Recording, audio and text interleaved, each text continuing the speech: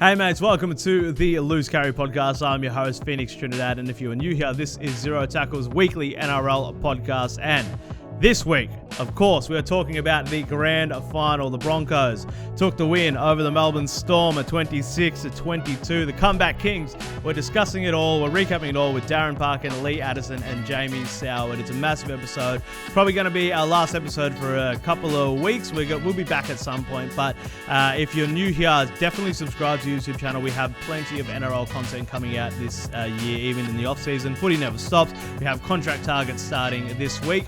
And for now, let's get into the episode, the grand final recap. Let's go.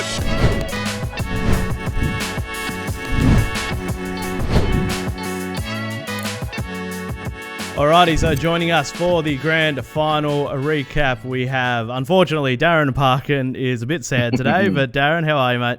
Yeah, not too bad. I mean, heart and head, obviously disappointing, but look, the Broncos were superb. The Reece Walsh masterclass. They did it in the face of another deficit. They did it in the face of a couple of injuries, significant ones.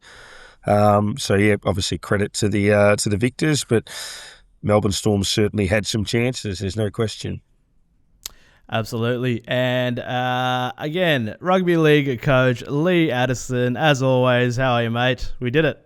I'm okay. I mean, living in Australia's sporting capital in the moment does have its downside. I've had to get up 1 hour earlier because I'm the only person who doesn't have daylight saving this morning. So at least your curtains aren't if Sowie's grumpy with me again, I can't promise I'll be nice back. And as you mentioned, Jamie Soward had a couple of beers, enjoyed the grand final, mate? Yeah, I did enjoy the grand final. I thought it was one of the more lesser build-ups, not having a New South Wales team in there, but the grand final sure lived up to that. It was an exciting game. Absolutely. Well, let's get straight into it. All right, so I'll go straight to you, Darren. So comeback Kings, they were down at halftime and, unfortunately ran over your boys, the Storm. I did see a funny meme on Sowie's point that the Penrith bus was turned away because they just drove there on autopilot, assuming that we're rocking up to play today.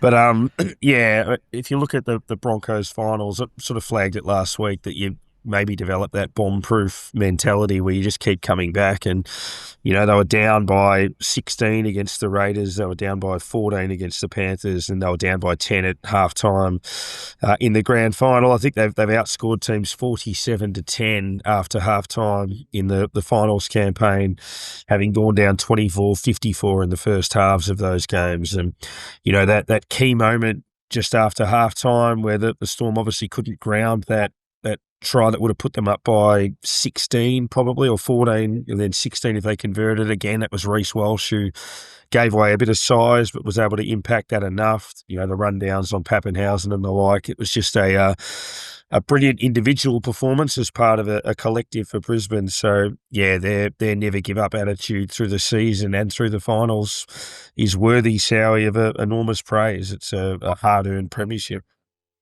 Yeah, it is, and they had to do it the hard way. I thought the moment before halftime where Reece Walsh scored that try was the turning point, because at 22-6, you felt like Melbourne was sort of in autopilot. They were just cruise control. They were going to stranglehold the Brisbane Broncos and make them chase the game. But that individual try led to all those moments in the second half. It was funny to see Melbourne.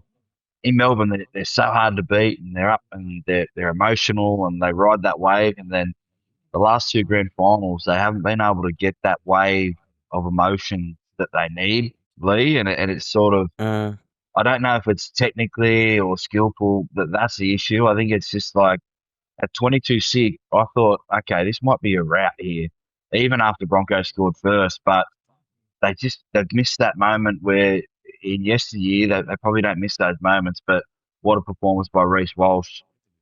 He's so happy for him because the guy has copped a lot of shit. He's been under a lot of pressure, but he went out there and put everything on the line and came up trumps. And he had to be their best player last night.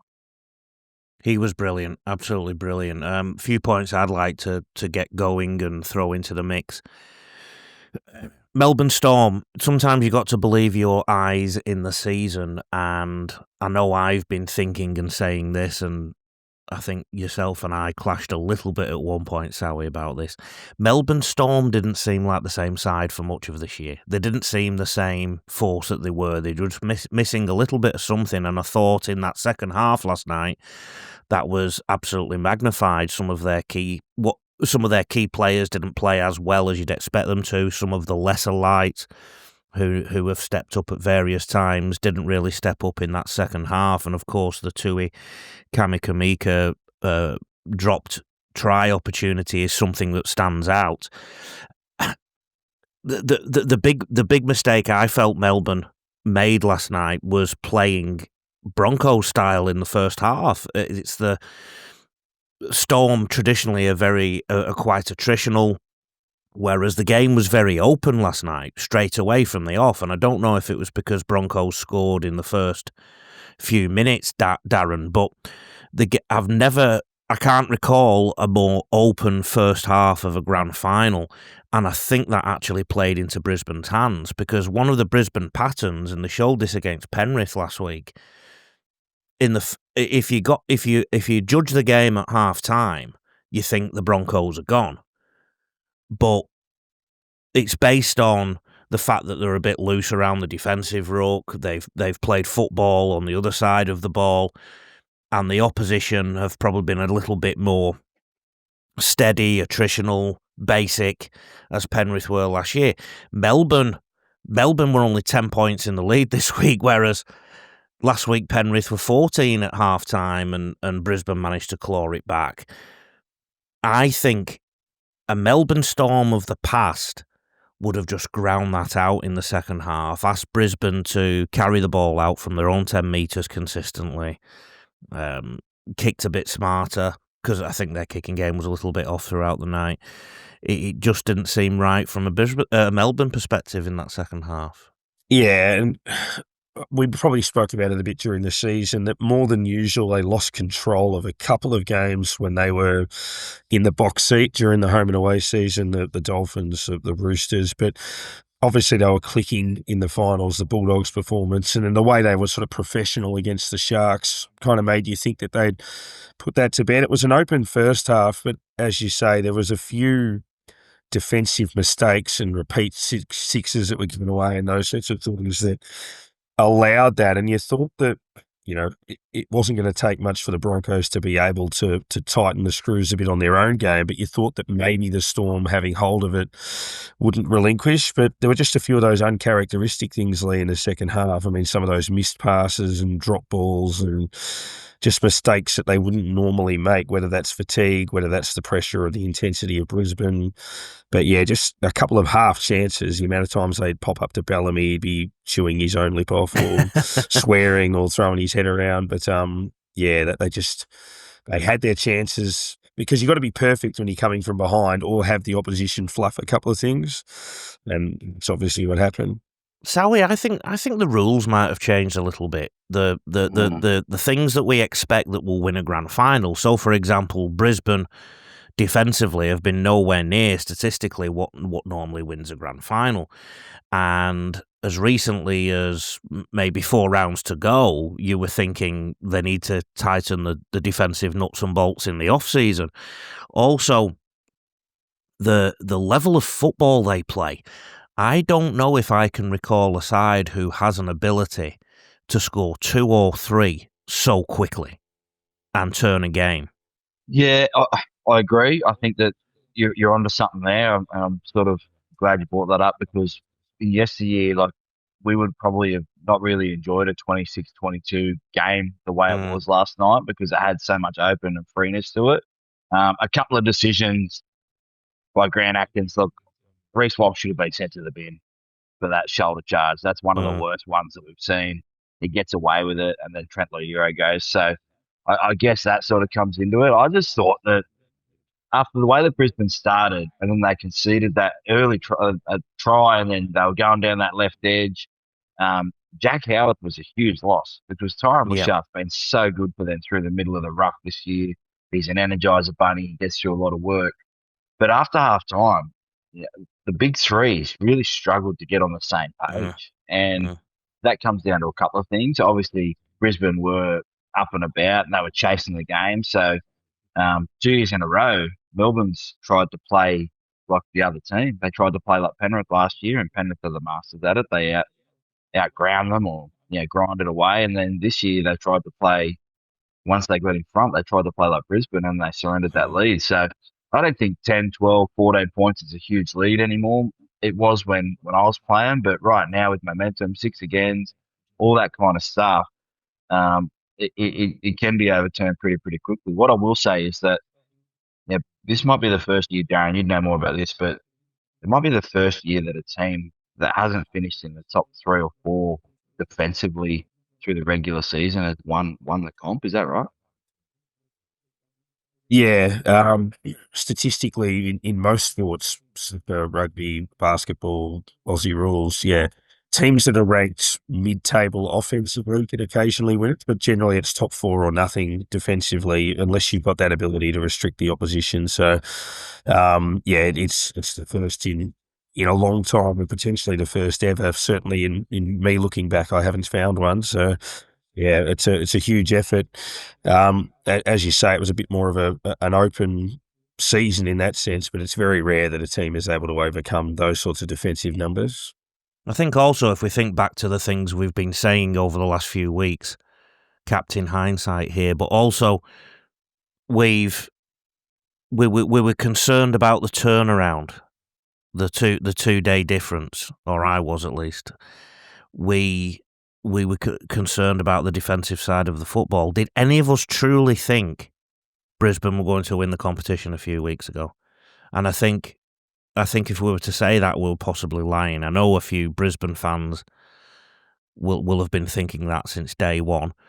But again, this is why I think the rules have changed. The rules of engagement have changed a little bit, and I think that, like Soward alluded to earlier, what used to happen just a few years ago probably won't happen constantly. And I think we're getting ever closer to that team outside the 4 potentially winning 1-2, but that's another conversation.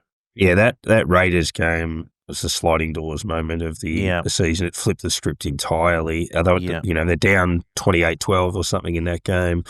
Canberra end up getting bounced in straight sets.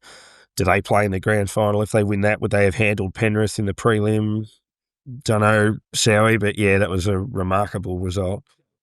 Well, I want Phoenix to jump in because he's probably got the next question, but I actually had Brisbane winning the comp at the start of the year and Newcastle finishing last. So it's been the first time since I was 4 that I've tipped both correctly.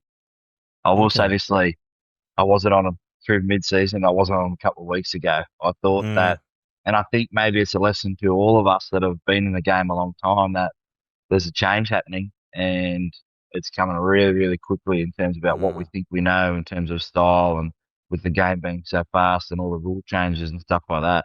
So Brisbane, look, at the end of the day, deserved winners.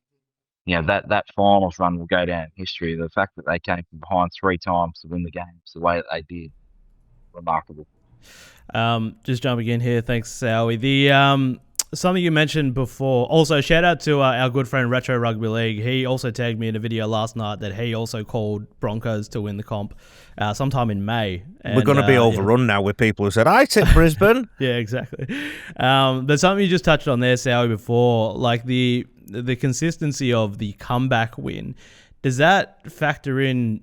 Could that just be down to like a fitness thing? So we said the last week we were saying that the Storm had the advantage of the 2-day break, but like for them to come back in every one of these games in the second half, is that like Michael Maguire? I know he's been criticised for maybe overtraining the Broncos at some point, but like it seems to have paid dividends because they're just holding in there. They have so much energy at the end of a game. Yeah, look, I think everyone has their own views on what Michael Maguire went up there and did at the start of the year, and some people have been more vocal than others. And when he got the job, why did he go up there? He had to get rid of the rock star entitlement that the Broncos thought they had by making the grand final in 2023. And to do that, you don't just go easy. You go hard and you rip the paint off the walls and you start again. And they had to do that. Now, of course, no one likes change. No one likes getting out of their comfort zone. It's easy to stay in bed another 10 minutes and get up when it's really, really cold and go train. So, the Brisbane Broncos, maybe not saw the vision, but at the end of the day, Michael Maguire's a premiership winner in both competitions, Super League and NRL. He's won an Origin series and he's won with New Zealand, so he knows the DNA that he needs to have of a championship side. Uh, what I will say is that the back end of this season, they looked fitter and faster than anyone else on the field. Like they just moved fast. They just got guys. They just got Ferraris everywhere. So yeah, it's never ever going. I remember when Wayne came to the club in 2009, and like we finished. I think we finished seventh in 2008, maybe. And not too many roster changes, a little bit, but we just trained super hard, and we just like that was the basis for what set us up for back to back minor premierships and being able to stay in those games because we knew how fit we needed to be, and it was the hardest preseason I've ever done, the hardest camp and all that kind of stuff. So yeah, I think it's a credit to Michael Maguire. We're too eagerly. We want to judge the book straight away instead of just letting it unfold. And right now, he's sitting back going, I'm a winner. I know how to win. And he's done it again. Yeah, where do you rate him now in, he's won 2 premierships at 2 different clubs. So, where do you rate him now just in terms of the greatest coaches? Greatest coach of all time? Not of all time, but like in just a recent memory. Look, I don't want to upset anyone, especially Lee, but I think there's still an echelon. Wayne, Walk, Craig Bellamy, Jack Gibson, Ivan Cleary. Like there's still some tiers to this thing, and that's no disrespect to Mike Maguire. He was my first senior coach down back in 2003. But I think right now when you're talking about he wasn't given a team that was at the bottom. He was given a Ferrari that had 3 wheels, pretty good engine. Just needed to be taught how to drive it and what to do. So that's taken nothing away at all. I think that they've been, like I said, I tipped them at the start of the year because I thought they'd have a response to Michael Maguire and the way that he would train and all that kind of stuff, which is why I was excited about it. And yeah, I think he's up there. He's always been up there as one of the elite coaches. That's why he got the job at Brisbane. He's joined Chris Anderson as winning a premiership at 2 different clubs. And there are, Wayne Bennett obviously did as well. There's quite Jack a lot Gibson, of Tim Sheens, Phil Gould, they're the other ones. There's quite a long list of coaches who've won a couple. The list that Michael Maguire is on that's very short is and this was even if he would have lost yesterday, is one of 2 coaches, I think, to have won competitions on both sides of the world. That's a really rare group. So I think he's a very good coach. Was the other one Malcolm Riley? Malcolm Riley, I think he only won a cup in England rather than a premiership. Yeah, right. So because of the knockout competitions that are in England, but yeah, you're right. He's an Englishman who won it in Australia. So look, he's gone up a notch. There's no 2 ways about that. If we're being ultra critical, there's so many things we could look at, but he's done a fantastic job this year. Fantastic job, because let's think back to where we were 12 months ago. The team was out of the finals. Reece Walsh wasn't playing anywhere near the football that he did the year before.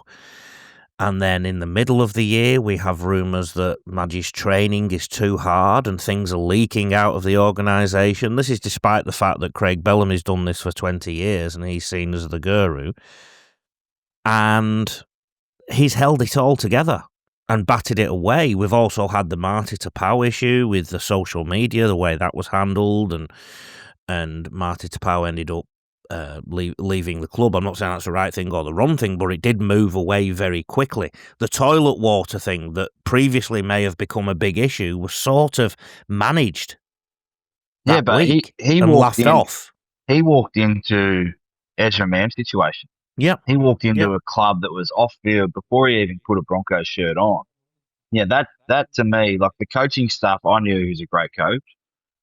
But all the off-field stuff that he had to deal with, you're right, Lee and Darren, that he sort of managed it. I reckon he learned a lot about himself in Origin and media and how to do that kind of stuff because he's sort of been able to handle it this year. Whereas, as coaches, we can get prickly. You sort of you're trying to win and you get lost in that. Whereas, the best coaches have adapted, and we've seen Ivan Cleary the last 5 years change the narrative and, come out a bit more relaxed and stuff like that. Whereas Michael Maguire is such an intense guy that we've seen the other side of him this year. And I reckon, Darren, that's part of why he's been able to, accept that he went into the biggest market in Australia, changed his philosophy, I reckon, around the media and how he's going to handle that stuff and all the off-field stuff. And I reckon that's what's leveled him out as well. Yeah, and that was probably the ultimate key, as you say, that they've come off a grand final a couple of years ago. Things went astray last year in terms of, maybe the mental scarring from that, some of the little cultural cracks and other bits and pieces and leaks and things that were coming out. That was really it, as you say, put the fourth wheel back on the car and settle everything down, get them all humming again, which is a completely different challenge to the mechanical nuts and bolts of a game plan, Lee, to make sure that everybody's humming again. And that's, I would think, one of the tougher challenges, and he's been able to nail that first up. So man management and mentality change and culture change, I think, is the things that we'll remember Madge for. I think one other thing before we move on, Phoenix, is what separates Madge in the list of coaches is the fact he's done it in a few different domains. So Origin, 1 out of 1. I mean, how easy is that Origin thing? Do one series, win it, see you later. But also getting New Zealand to win the Pacific Championships against Australia. Not the way, not just winning, flogging Australia in that game. So those are the things that help him stand out, plus winning the competition. Feeling a bit nervous about the Ashes, are we, Lee? You've got to lay the boot into the Aussies. Remind them that's another reminding all your subject. English friends that the Australians can be beat, are you? That's another subject. That's why I asked you off air if you were still ready to go, Jamie. If you could play, there's that many players dropping out of the Australia side. So. Mate, did you not see the kid last night with the painted nails? He's going to be in that team in the one, mate. I don't know how you handle him. Well, that's a perfect segue, Sal, because that's where I wanted to get to next. So speaking about Madge Maguire, he was handed a Ferrari, as you said. Probably one of the best narratives this year is Reece Walsh. Just crazy game. One of the best individual grand finals that I think we've seen in a long time, Sally. So where do you rate that performance, as a grand final performance? Well, after what we saw in week 1 of the finals, I was just blown away at the fact that, as Darren said earlier, like when you're leading or when you're chasing, you need a lot of things to go right. But Reece made them go right in that game, and he carried them, in that Raiders game. He also did it against the Panthers a couple of weeks later, and then last night he backed it up. And it wasn't too long ago that, I watched him play in Canberra. I think he had like 8 or 9 errors. He was forcing the issue. He's got a beautiful little daughter. He just genuinely looks happy. And I think, part of what I was talking about with league is we know how it should be played and what works and what doesn't work and all that kind of stuff.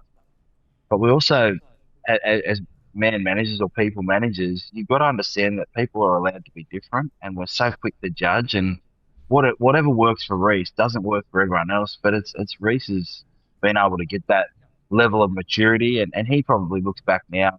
We might see the best of him for the next 5 years. Like he'll probably win the Dalian next year. Like that's like now that the pressure's off and he can relax and he can go right. He's going to play for Australia.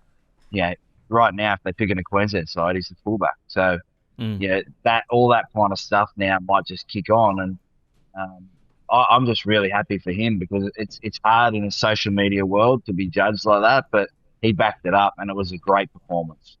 So, Lee, from your point of view in man management, I think that's spot on. I guess there's a theory that some coaches might think, I have these standards, I want everybody to be like this, but you're coaching, an X number of individuals, and those individuals are who they are. And, obviously you'd have certain discipline milestones and all of that type of stuff, but you've got to allow the person to be the person. You don't want to stifle their own creativity, their own potential, so to speak, by trying to lock them in a box or make them a bit robotic. So, allowing Reece to be Reece, whilst fitting within that culture, is incredibly important. Well, again, when you're talking about older generations like myself and Soward with rugby league, I'm not that old. The rules off the field have changed as well. We're in the social media age. We're in the age where not just a player making a quote to the Daily Telegraph or the Courier Mail that makes the coach go, "Oh, I don't like that."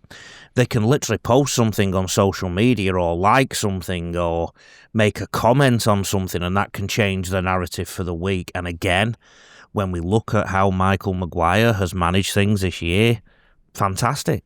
Fantastic. I think about the toilet water thing, and it was gone. It was turned into a joke within 24 hours.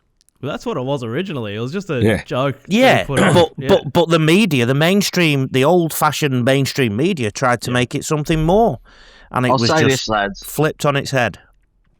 I noticed this with Craig Bellamy 5 years ago. Not everyone loves rugby league the way that some of the old heads do. And me stepping away from the game this year and then about to go back into coaching is I've got to be okay with that not everyone lives and breathes football the way that I do. Yeah. And Craig Bellamy, when they went into COVID, you saw a change. I mean, they've made 3 grand finals in the last 6 years or 5 years, and they've won one, so 4 grand finals. That for me shows a level of understanding. It's not always about the game, and as much as we love it, and we want people to love it, and we want to win and all that kind of stuff.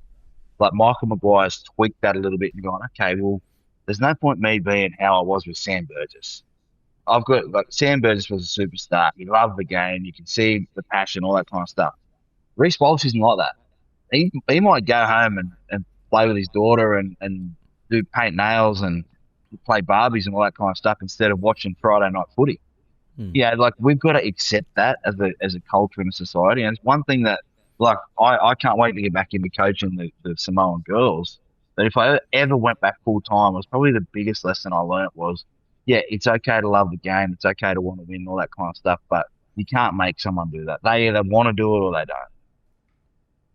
I think that's actually something that Reece Walsh spoke about in the presser, talking about the impact that Madge has had on him is that when he's at home, he's told him to just be at home, with your daughters, and then when you're at the club, work as hard as you can at the club. And I think that's that shows. And now they've got the Premiership to prove that it works. So one thing I think we should talk about again is just on the Storm side. So Darren, you could probably talk to this. 0 tackle rated.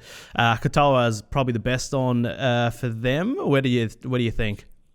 Yeah, probably. I mean, there were guys that were, making contributions. I mean, Pappenhausen worked really hard. Obviously, had a few moments late where he could have pinched it. Not necessarily his fault. There were some near misses here and there. So, I mean, there were plenty of guys that can hold their heads up, and that'd certainly be one of those. But yeah, I would probably have rated Katoa up there in that space. So yeah, it's not his fault, Lee. That's for sure. Look, they lost a grand final by 4 points, and if the try was scored a little bit earlier in the second half, we could be talking about a different narrative. If does the game end if that one gets grounded? Yeah. And so where do you think they go from here, Lee? So, do they need to make way for Jonah Pezzett because Cam Munster goes to Perth? What do you think or is it just a matter of, they lost it by 4 points? There's not much you need to do. Again, look how Melbourne dealt with the grand final loss last year. Right back there again. And I do. Look, as I said right at the start of this podcast almost, you do have to believe your eyes a little bit. Melbourne didn't quite seem like Melbourne at times this year. So, yes, there may need to be a little bit of a roster review, but I'm sure they would have done that anyway, whether they won the grand final, lost the grand final, or finished 8th. So, I don't think it should be panic stations. I think overall the Storm have to consider, and I'm sure they're doing this already, but what happens when Craig Bellamy isn't there? How much longer has Craig Bellamy got? And at the moment he's got 1 more year, and that means in 2027, right now, as things stand, they'll have a new coach. So, and Melbourne have been a market leader for 2 decades in this sport. So I'm very confident they're going to be fine, and I think the transfer speculation and whatnot, one of the beauties about them living in Melbourne, they do avoid a little bit of that tittle-tattle, a bit of that scuttlebutt. They can look for it if they want, but they don't have to see it. So, look, I think they'll win the opening round game next year, like they have done for the last 248 years, and then we'll all be writing them off for most of the year, and then they'll get somewhere close to winning it again next year. Sowie had a mild reaction to that, I think, or were you just putting your mouth on your... He's got wind. Nah, mate. I don't want to get people too excited, but next year, the prospect of Penrith, the narrative there, Brisbane, can they go back to back? Melbourne, can they get over the hump? The Roosters, South Sydney, the Sharks, after what we've seen from them. Look, there's going to be 12 teams that are probably make the 8 next year. Like, I don't know how they're going to do it, but I think the thing for Melbourne is that you lost grand finals, unfortunately, in 2 different ways. Last year they were blown away. Like, Penrith just sliced them and diced them. Whereas this year, as Lee said, their style changed throughout the year a little bit, but it never really looked like the Melbourne that we thought we were going to see. We saw glimpses against the Sharks, but it wasn't enough. So I don't think there's too much roster stuff that they're going to have to. Like, there's no one there that you would trade out if you could get someone in, especially with their salary cap the way that it would be. They're just going to have to try and be better at the back end of the year. I mean, 2 grand finals in a row. Craig and being in the last year, does that motivate them? It's going to be very interesting to see. But I'm telling you, like, everyone's be loaded for next year. The competition's in a great spot. The NRL right now is the best sport in the world by far in terms of competitiveness. If I could add one thing to Melbourne Storm last night, I think I would have added a disciplined version of Nelson Asafa Solomona. Well, he's the common theme, isn't he? Yeah. Just a big bopper. If you look at where the game turned last night, Brisbane had all the momentum in the second half. Why'd you get momentum? It's because you regularly get go forward one way or the other. And I think if you look at the finals over the last few weeks, a lot of them have changed in the second half on the interchanges in the front row of the field. So I think if there's one piece missing from that Melbourne Storm side, it's just a bigger bopper. A big bopper like Nelson, but a disciplined version. So Payne Haas to Melbourne Storm, remember where you heard it first, but he'll have to take a pay cut. Oh, yeah. I mean... Yeah, I don't know about that, but last thing on this game that we have to talk about, you did speak about it briefly before, Sowie, but just the officiating. So there was probably 3 sin bins that could have been paid last night that weren't. So Reece Walsh, high shot, Ezra Mam, high shot, and Piakura for a late shot. Liera gets sent off 2 minutes from full time. What were your thoughts on the, just what were your thoughts on that? The Reece Walsh one's been a sin bin all year, minimum. Yeah. And I get it, it's a grand final, but this is what frustrates people, is the inconsistency that Lee would talk about. Brent Atkins, again, I thought it was a scratchy start. He penalised, and they had, I think it was 5-6 agains in the first half, and there was a penalty early in that first set, which I didn't think needed. I don't know. I've never been a ref. I don't want to be a ref. I get it, but they need, the feel for the game versus the actual rule book is something that's frustrated me forever. Grant Atkins going in his car last night surely wasn't getting advice to, hey mate, because you seek advice, it's a big day, hey mate, make sure you blow a penalty early just to let them know who's in charge. That's not the game anymore. They got to have a feel for the game. I thought that should have been 10 in the bin. I thought Ezra's it was probably borderline penalty, but Reece's, I mean, remember Soward got him on that same ground a couple of years ago. He was sent off. So I reckon if Coates stays down or goes off with the HIA, he would have been close to 10 in the bin or sent off. I think it's the consistency we're looking for, Darren, isn't it? So many of those things last night, there would have been 9 versus 8 on the field. at some point. But that's also finals football. That's also grand finals football. People go harder at each other.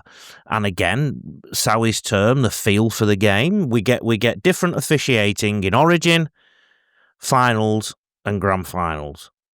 I don't care what anyone says. It's different. It's different for officiating. All we want is consistency. Yeah, that's right. I mean, as much as the games aren't worth the same, refereeing and officiating needs to be the same. 15 minutes into the second half of a practice match, 8 minutes into round 6, and with 3 minutes to go in a grand final. The things are what they are. You can't have certain interpretations that are different at different points of the season. And if that's the way it's officiated, players know where they stand. They're like, at every stage of the season, I'm going to get binned for this, or this is going to be a penalty. So, yeah, I agree that there was a little bit of a, not put the whistle away, but technically that type of mentality. I mean, I think we all applaud it. I think we'd all rather see the players on the field. Of course. Yeah. We're a educated football fan base now, and the media again like to talk about the refereeing and officialdom all the time, so we're now going to judge refereeing and officialdom all the time. Back in the day, they used to make a decision one way or the other. People would complain about it on the way home, and then that would be that. Now we have weeks and weeks of dialogue, and they're suffering from paralysis by analysis. Yep. I think we'll wrap it up there. That's thank you, gents. It's been a wonderful year chatting rugby league with you guys. Big shout out to you for showing up every week or every couple of weeks. So let's do the plugs, Darren. We've got some contract targets coming out. We do. We've worked our way through a lot of the sides. Obviously, we'll touch on the remaining sides now that everyone's season is complete and what they might do. And obviously with the Rugby 360 obviously looming in as well as Perth, there's obviously a fair bit of competition for contracts. Absolutely. And Lee Addison heading over to the Ashes. Yeah, I'll be doing that, but also I could possibly go somewhere near Saudi Arabia on my way to England. Rugby 360, come and get me. The rugby league season is over. You can find me at rugbyleaguecoach.com.au. I will do some stuff in Rugby 360. Thank you very much. God bless you all. Love it. And Jamie Soward, good luck with the coaching, mate. Yeah, thanks, mate. Getting ready for the Pac Champs. Head to New Zealand next week. I did want to say this in case I don't get a chance to do the Pac Champ stuff.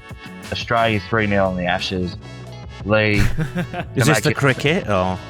Well, 5-0, 3-0, mate. I hope it's just a really long summer for you. England will win the first test. In rugby league? Yes. Okay, we'll have an orange juice on it. But no, coaching Pac Camps, very excited for that. And then, getting ready to watch the Ashes. Yeah, absolutely. Well, good luck with that. Good luck, gents, with everything that you're doing. We'll be taking a little bit of a break. We'll be back in a couple of weeks at some point to talk about those internationals. And, we'll catch you on the next one. Congratulations to the Broncos.